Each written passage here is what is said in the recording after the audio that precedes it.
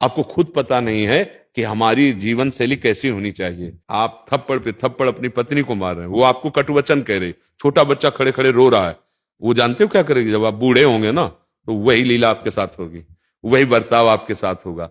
आजकल बहुत बड़ा विचित्र स्वरूप बनता चला जा रहा है कि बच्चे जवान माता पिता से पोषित होकर धन संपत्ति का अपहरण करके उनको निकाल देते हैं।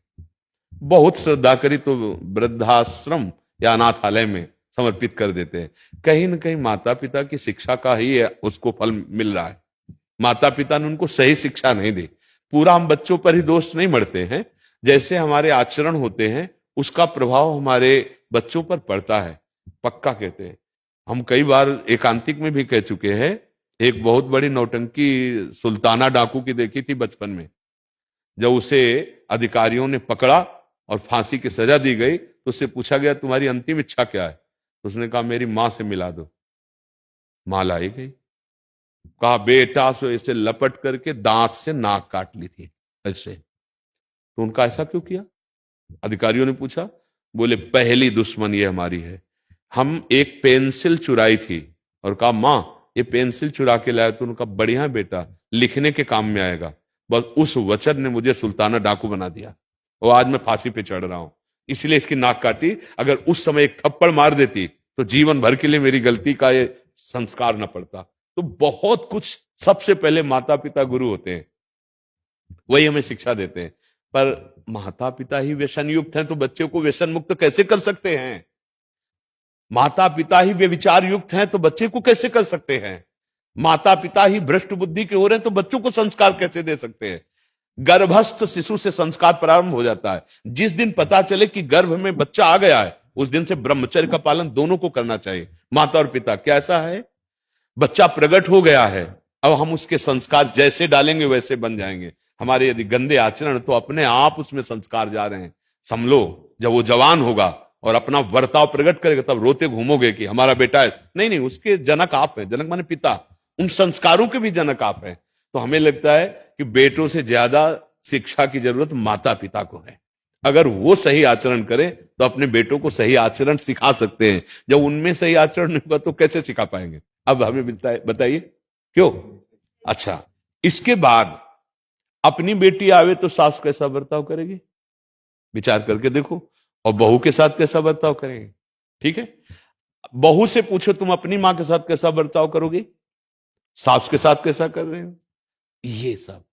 ये जो गृहस्थी के चरित्र हैं ये सब भ्रष्ट होते चले जा रहे हैं। ऐसे कई, आप लोग तो संसार में समाचार सुनते होंगे, आप देखते हैं कि बूढ़े मां को बेटा मार रहा है, या बूढ़ी सास को बहू पिटाई कर रही है, या सास ससुर पति तीनों मिलकर के बहू की पिटाई कर रहे हैं। ये क्या है? ये राक्षसी बुद्धि कैसे आ गई?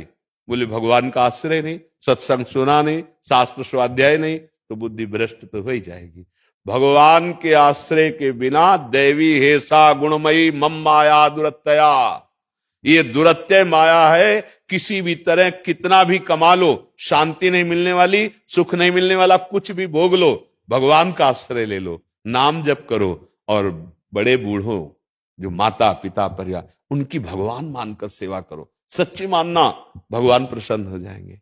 अपनी मां में भगवान देखो, अपने पिता में भगवान देखो, बुजुर्गों में, बीमार में, पशु पक्षियों में। ऐसे अगर ऐसी दया की भावना आ गई, भगवान प्रसन्न हो जाएंगे।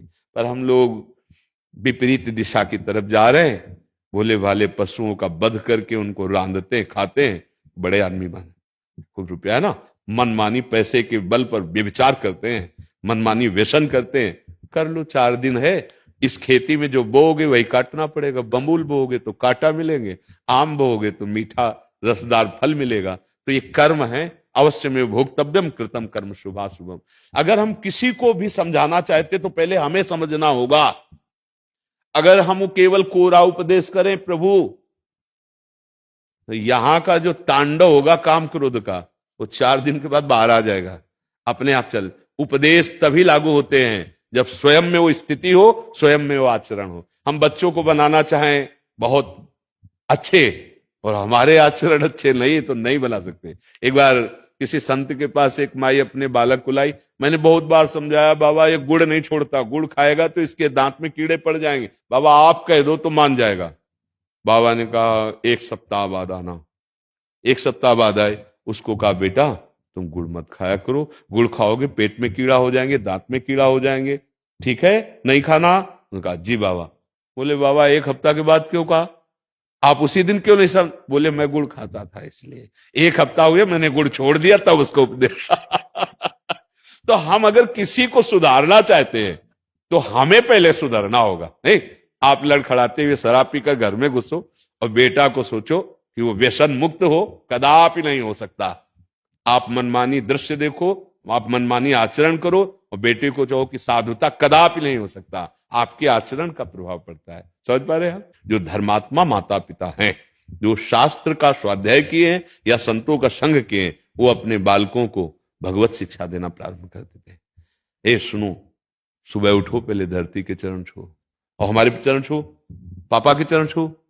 बच्चे को शिक्षा दी जाती है और इसके बाद थोड़ी देर नाम जा, स्नान करके आ, नाम जप कर, संयम से रहने की शिक्षा, भगवत आचरण शिक्षा जो हमारे अंदर है वही हम सिखा सकते हैं ना। फिर वही बच्चे आगे जाकर के धर्मात्मा बनते हैं, वही भक्त बनते हैं, वही राष्ट्र भक्त बनते हैं।